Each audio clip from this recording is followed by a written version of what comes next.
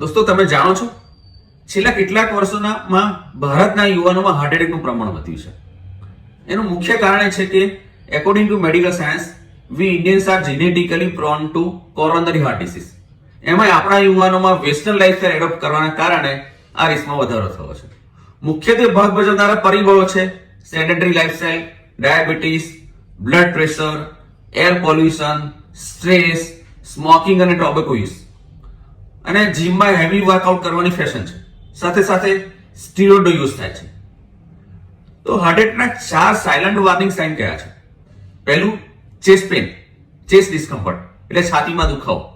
બીજું, શોર્ટનેસ of breadth એટલે કે શ્વાસ લેવામાં તકલીફ અથવા તો ગભરામણ. ત્રીજું, ઉલટી, ઉબકા અને ચક્કર.